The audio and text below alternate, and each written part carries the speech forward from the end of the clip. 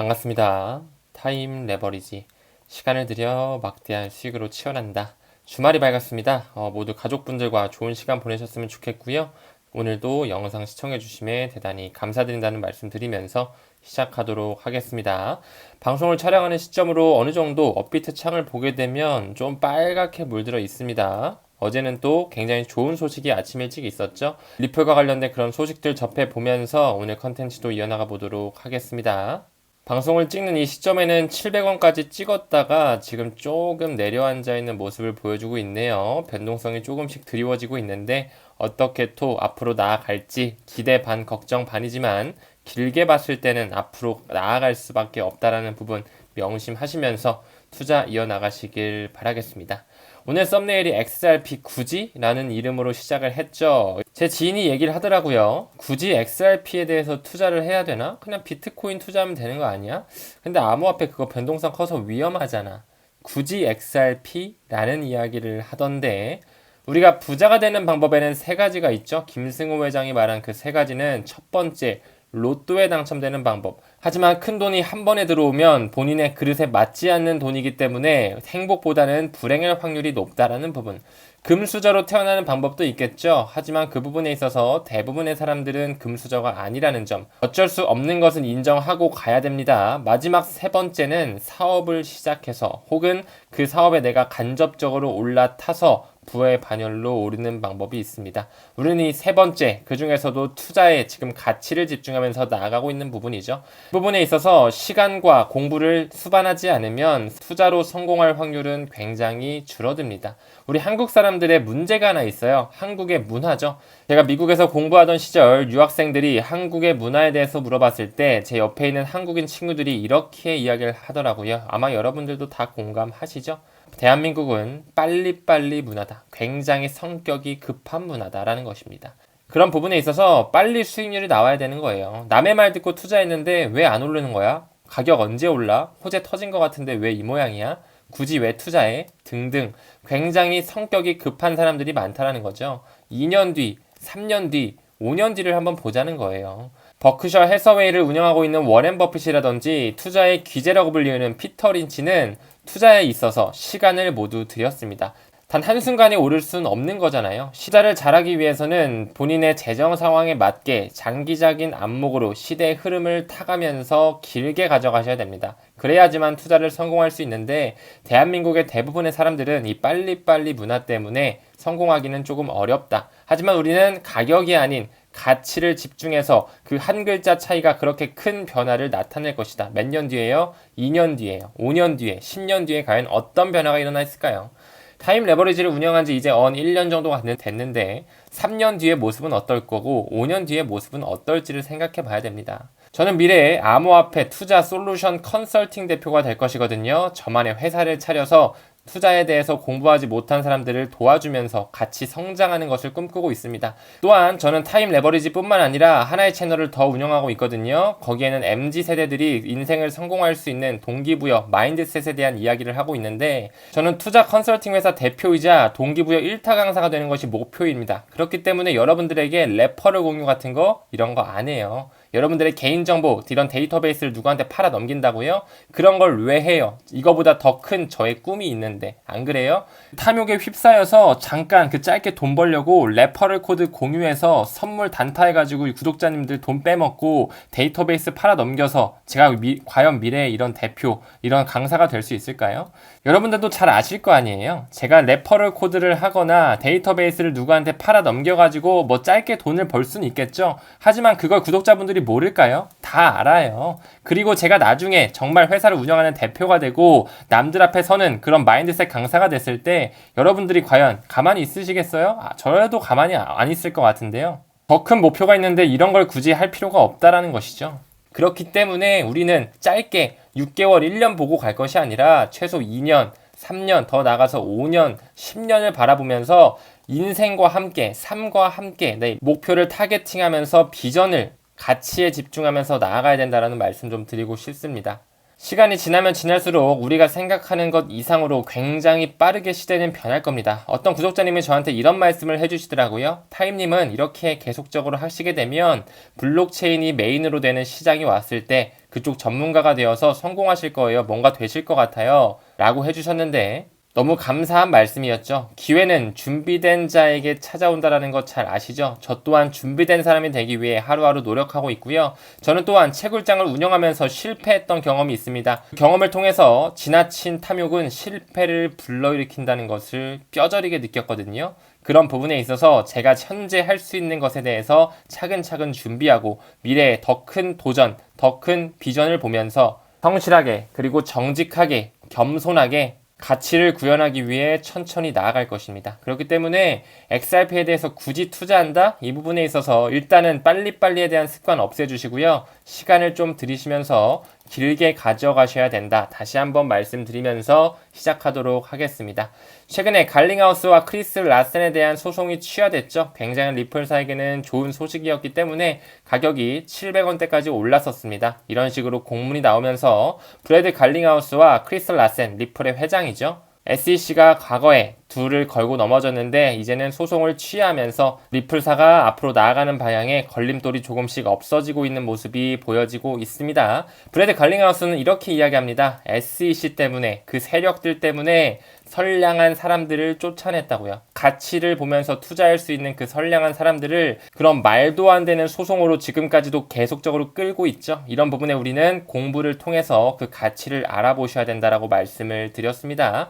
시간이 지나면 지날수록 시간은 우리 편에 있다라고 말씀을 드렸죠. 미래에는 또 SEC가 항복했다라는 부분에 지금은 아직까지 브래드 갈링하우스와 크리스 라센에 대해서 항복을 한 거지만 이제 리플사 전체적으로 리플이 증권이 아니라는 것에 대한 항복을 하면서 완전한 합의가 나올 것을 기다리고 고대하고 있겠습니다. 역시나 우리가 잘 알아줘야 될 것은 아직까지도 소송은 지속적으로 나아가고 있다는 부분에 있어서 완전히 안정적으로 나아가기에는 조금은 이르다. 세력들의 시기의 저울질에 있어서 리플사 빛을 발할 수밖에 없고 4차 산업을 구현하는 부분에 없어서는 안 될 대체가 불가능한 영역을 지키고 있다고 말씀을 드렸습니다. 시간이 지나면 지날수록 저는 개인적으로 10월 말 11월 정도가 됐을 때는 큰 변동성이 한번 오지 않을까라는 생각이 들거든요. 물론 비트코인의 현물 ETF라든지 전쟁 리스크의 마무리라든지 여러 가지 소식들이 있겠지만 그 중에 또 한 가지 지표는 제가 언급을 자주 드렸었죠. 바로 리플의 행사 스웰입니다. 이번에 두바이에서 열리게 되고 11월 8일에서 9일 사이에 열리는데 과연 이번에는 어떤 인사들이 올지 굉장히 기대되는 대목이라고 말씀을 드렸죠. 과거에는 누가 왔느냐 보게 되면 바로 벤 버냉키 연방준비제도 바로 연준의 의장을 역임했었던 벤 버냉키가 왔었고요. 그뿐만 아니라 월드와이드 웹을 발명한 그 팀 버너스까지 왔었습니다. 굉장히 영향력 있는 인물들이 왔었다. 즉 다시 말해 11월 8일 9일에 막말로 제롬 파월이 올 수 있다라는 거예요. 제롬 파월이 와서 어떤 얘기를 할지 참 궁금하지 않아요? 제롬 파월이 왜 리플사랑 같이 그런 얘기를 하지? 지금 그런 일이 과거에서부터 계속적으로 벌어졌다라는 거예요. 리플은 그만큼 오바마 정부, 트럼프 정부 때부터 미국 정부와 굉장히 유착 관계가 있었다라는 부분, 그 중심에는 또 글렌 허친스의 허친스 센터, 여기도 마찬가지로 제닛 옐러리라든지 벤 버냉키, 루이스 셰이너 선임 등등 굉장히 영향력 있는 조직이 허친스 조직에 나왔다라는 부분, 그리고 그 글렌 허친스는 디지털 커런시 그룹의 뒷배에 있다라는 부분을 미루어 보았을 때 리플사는 그 세력들과 같이 간다라는 부분을 잘 아셔야 됩니다. 이 월드 와이드 웹 현재 그 www.뭐뭐뭐.com이 있잖아요. 그 www 그 정보화 시대를 이끌었던 팀 버너스는 과거에 기술의 미래에 대한 전망에 대해서 이야기를 했었습니다. 이 월드와이드 웹에 대해서 조금 더 포커싱을 맞춰서 조금 더 직접적으로 들어가 보자면 하나의 컨소시엄까지 있거든요. 월드와이드 웹 컨소시엄입니다. 여기도 마찬가지로 팀 버너스-리를 중심으로 1994년에 설립이 돼서 정보화 시대를 지금까지 구축해 오면서 지금 현재의 굉장히 혁신적인 시대를 만들었다라고 볼 수 있죠. 그 부분에 있어서 역시나 리플은 월드 와이드 웹 컨소시엄 웹 페이먼트 인터레스트 그룹에 합류하면서 지난 6월부터 뉴욕에서 만난 같이 인터넷 태스크포크에 설립했다, 참여했다라는 부분 리플의 공식 홈페이지에 아예 대놓고 나오고 있습니다. 그렇기 때문에 지금은 정보화 시대가 끝났다면 이제는 가치의 시대 월드 와이드 웹 컨소시엄과 누구랑 함께 간다고요? 리플사가 들어갈 수밖에 없다라는 부분 잘 아셔야 됩니다. 넥스트 W가 바로 리플 XRP다라는 부분 저는 믿어 의심치 않습니다. 그렇기 때문에 월드 와이드 웹에 대한 공식 문서인데 여기서 리플랩스를 뭐라고 정의하냐? 바로 페이먼트 포지션 페이퍼라고 하면서 가치의 인터넷, 국경 간 결제에 있어서 혁신을 추구하는 부분에 리플을 언급하고 있는 부분 역시나 나오고 있다는 것에 누군가는 말하겠죠. 리플을 굳이 왜 투자해? 지금 가격을 봐봐. 그거 똥코인이야. 가격을 보지 말고 우리는 한 글자를 바꿔서 가치를 보자라고 말씀을 드렸습니다. 이 뒤에 한 글자의 차이가 미래 3년 뒤, 5년 뒤, 10년 뒤에 내 모습을 바꾼다라고 말씀을 드렸죠. 그 부분으로 시간을 들이면서 가치에 집중하면서 공부를 해주셔야만 확신을 불러일으킬 수 있으면서 성공을 하느냐 마느냐는 구독자 선생님들의 선택이라는 점 다시 한번 말씀드리면서 넘어가겠습니다. 리플에 대한 관계도 다시 한번 볼까요? 모잘루프 재단과 지금 파트너십을 맺으면서 록펠러 재단이라든지 빌스 앤 멜린다 게이트 같이 가고 있다는 부분 모잘루프 제가 얼마 전에도 말씀을 드렸죠. 리플과 함께 간다고요. 모잘루프 파운데이션에 있어서 빌 앤 멜린다 게이트 여기도 나오네요. 싱가포르 중앙은행 마스도 보이고요. 구글, 인터레저 파운데이션 역시 어디랑 같이 간다고요? 이 친구가 없으면 안 된다고요. 제가 말씀을 드렸습니다. 여기도 나오고 있죠. 리플, 모잘루프 파운데이션과 파트너십을 체결하면서 과거부터 핸드폰을 가진 모든 사람들이 국제 혁신을 위해서, 국경 간 결제 혁신을 위해서 지금 계속적으로 재단들과 그리고 컨소시엄들에 합류하면서 앞으로 나아가고 있다고 말씀을 드렸습니다. 그뿐이겠습니까? 월드뱅크라든지 IMF, BIS, 연준, 아시아 개발은행까지 굉장히 많은 국제기구들, 많은 보고서, 논문에 지금 리플이 기재되어 있고 각국의 중앙은행들 쭉쭉쭉 나오면서 기득권, 금권 세력들이 나오고 있네요. 역시나 카울룩스도 나오면서 스위프트와 연결되는 부분 보이고 있고 인도 쪽 은행이라든지 CME 그룹도 나오고 중국, 미국, 영국, 여긴 또 디지털 커런시 그룹까지 싱가포르 최대 은행 나오고 스위스, 영국, 카타르, 미국, 일본 뭐 전 세계 은행이랑 손을 잡았다라고 말씀을 드렸습니다. 그뿐만 아니라 미국의 페이먼트 시스템이죠. 페드나우 그 안에는 테메노스라든지 피네스트라라든지 ACI 월드와이드 등등 굉장히 많은 금권 세력이 들어가 있었고 FNA를 통해서 모든 결제 플랫폼에 리플의 디스트리뷰트 레저 테크놀로지가 들어간다는 부분 DTCC 역시나 스위프트 ISO 2002의 메시징 표준에 들어가 있고 독일의 최대이자 세계 최대 비즈니스 인텔리전스 회사인 SAP 그리고 리플에 직접적으로 투자하고 있는 엑센추어의 모습도 보이고 있고요. 최근에 언급드렸던 아시아 최고 자금이체 기업 트랭글로라든지 노바티 역시도 리플의 고객 사례 연구에 손잡고 있는 부분 볼란테 테크놀로지 역시 페드나우 서비스랑 같이 가는 거 잘 아실 것이고 아마존 웹 서비스 그리고 캐나다를 대표하는 전산망이죠. CGI 역시도 리플과 같이 간다라는 부분 제가 말씀을 드렸습니다. 디지털 달러 프로젝트에도 역시나 엑센추어가 연루되어 있고 클리어링 하우스가 연관되면서 리플과 유착관계가 농후하다라는 부분에 모든 기득권 세력들이 다 짜고 치는 고스톱을 하고 있다. 여기에 우리가 잘 알고 있는 마크가 하나 더 보이는데 방금 보여드렸던 마크 뭐가 보이죠? 바로 월드 와이드 웹 컨소시엄 역시 여기에 들어가 있더라. 그뿐만 아니죠. 뭐 말씀드릴 게 너무 많네요. ISO 2002 메시징 표준에 들어가 있고 디지털 파운드 재단, 디지털 유로 어소시에이션 그뿐만 아니라 리눅스를 기반으로 한 하이퍼 레저 재단도 역시나 리플과 손잡고 있는 거 잘 아시죠? 이나 트바, 유럽 연합이 만든 하나의 기득권 블록체인 연합인데 여기도 마찬가지로 R3와 코다 모두 들어가 있으면서 리플로 연결되는 부분, 스위프트까지 연결되는 부분 말씀을 드렸었고 BIS의 산하 조직인 바젤위원회 그리고 또 하나가 있죠. FSB 금융안정위원회도 나오고요. Faster Payment Council 미국뿐만 아니라 유로피안 페이먼트 카운실이죠. 유럽의 신속 결제위원회도 역시나 마찬가지로 ISO 2002 메시징 표준에 들어와 있으면서 리플과 연루되어 있다라고 말씀을 드렸어요. 정말 그 모든 기득권 세력들이 다 하나같이 손을 잡으면서 그 중심에는 4차 산업혁명의 중심 이 친구가 있고 XRP 레저를 통해서 모든 페이먼트망이 하나로 통합되는 부분, CBDC 플랫폼으로서 디지털 세상을 구축하는 부분, NFT도 만들 수 있고요. 스마트 컨트랙 EVM까지 미래에는 메인넷에 장착이 될 것이다. 리플랩스는 미래의 애플이자 아마존이자 테슬라자 마이크로소프트다라고 말씀을 감히 드리고 싶습니다. JP모건이 이야기하네요. 2024년 1월 10일 전에 비트코인 ETF가 동시다발적으로 승인될 것이다 라고 하면서 최근에 블랙록이 또 수정을 하면서 SEC에 다시 제출을 했거든요. 이 부분 우리가 왜 1월 10일인지 잘 아시죠? 바로 아크인베스트의 최종 데드라인을 봤을 때 1월 10일이기 때문에 그전에는 무조건적으로 현물 ETF가 동시다발적으로 승인될 수밖에 없다라고 제가 말씀을 드렸습니다.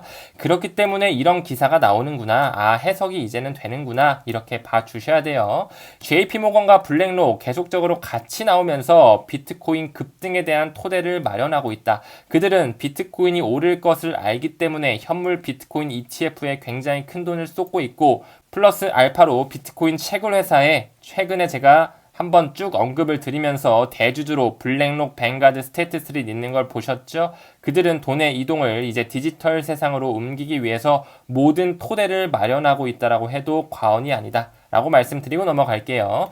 뉴욕 검찰이 디지털 커런시 그룹을 기소했네요. 그레이스케일에 대해서 GBTC 어떤 영향을 줄까요? 제가 말씀을 드렸죠. 비트코인 현물 ETF 공식적으로 승인이 되기 전에 그레이스케일의 이 GBTC가 먼저 승인이 될 것이다. 하지만 이런 찌라시, 이런 기사들을, 이런 잡음을 만들어내면서 시기를 조금씩 뒤로 늦추고 있는 것으로밖에 보이지 않습니다. 반드시 GBTC부터 승인이 될 것이라고 보고 있고 빠르면 연말에는 무조건 터질 수밖에 없다라고 말씀을 드리면서 넘어가겠습니다. 전문가는 이야기하네요. 리플, XRP가 실제 결제를 위한 최적의 솔루션인 이유를 설명한다. 기사를 읽어보니 당연히 국경 간 결제를 있어서 모든 것을 갖추고 있다. 빠른 트랜잭션과 저렴한 수수료 그리고 블록체인 기반이다 보니 굉장히 정확한 오차율이 전혀 없다라는 부분이 굉장히 큰 메리트로 있었다. 그런 부분 다시 한번 상기시켜 드릴 수 있을 것 같고요. 계속적으로 그런 전문가라든지 월스트리트 투자자들이 대규모 기관이 이제 큰 돈으로 XRP를 거래할 수 있다라고 이야기를 하네요. 그런 부분에 계속적으로 지금 상장이 일어나고 선물, 현물 거래를 할 수 있게끔 지표로서 승인이 되고 있죠. 그런 부분에 이제 대규모 기관 투자자들이 XRP를 공격적으로 매수할 수 있는 시그널이 포착이 되고 있습니다. 자산 200억 달러 이상을 보유하고 있는 스위스의 가장 오래된 은행 칸토날 은행이 XRP를 거래 그리고 보관할 수 있는 그런 서비스를 개시했거든요. 이런 부분이 조금씩 승인이 되고 확장이 되기 때문에 이렇게 대규모 기관 투자자들이 들어올 수 있는 것이겠죠. 기사를 조금 더 살펴보게 되면 이 주커 칸토날 뱅크 스위스에서 가장 오래된 은행은 몇 가지의 메이저 코인들을 지표로서 가지고 있습니다. 비트코인, 이더리움 당연히 있을 것이며 우리가 투자하고 있는 XRP 당연히 있겠죠. 그뿐만 아니라 폴리곤, 라이트코인, 유니스왑도 들어와 있더라. 그 부분에서 이 스위스에서 가장 오래된 은행 주커 칸토날 은행은 시그넘뱅크와 같이 가는 모습이 포착되고 있네요. 시그넘뱅크는 메타코어도 굉장히 연관이 돼 있고 플러스 알파로 세계 최초의 디지털 뱅크이며 세계 최대 디지털 은행인 싱가포르의 DBS에도 연결이 돼 있다라는 부분, 이 부분에 있어서 역시나 시그넘뱅크, 메타코로 이어지면서 리플과 굉장히 연관성이 있고 그뿐만 아니라 디지털 세계 최대 은행 DBS 역시 디지털 에셋을 보게 되면 XRP를 상장하고 있다라는 부분에 대규모 기관 투자자들이 XRP를 축적하는 모습이 연일 보여지고 있습니다. 지난 영상에서 언급드렸던 디지털 유로 어소시에이션의 골드웨어니 리플이었죠. 그뿐만 아니라 디지털 파운드 파운데이션, 그 파운드를 디지털로 가는 부분에도 역시나 리플과 굉장히 연루되어 있는 모듈러라든지 파이어블럭스, 리플과 함께 가는 모습이 포착이 됐습니다. 그뿐만 아니죠. 계속적으로 지금 미국의 페드나우라든지 캐나다의 페이먼츠, 유로존 지역의 세파에도 ISO 2002가 채택이 됐고 중국의 CIPS라든지 브릭스 국가들 계속적으로 디지털 세상을 앞당기기 위해서 ISO 2002 리플 네트워크가 중심으로 들어가 있는 그 메시징 표준을 구현하고 있습니다. 우린 계속적으로 리플, XRP, 레저가 어떤 기관들과 손을 잡고 나아가는지 그리고 어떤 기술 혁신으로 미래 디지털 세상을 구현해 나가기 위해서 노력하고 있는지를 공부하고 캐치하고 바라보면서 투자 꾸준하게 이어갈 수 있는 구독자 선생님들 되시길 바라겠습니다. 오늘 영상은 여기서 마무리할게요. 감사합니다. 성투합시다.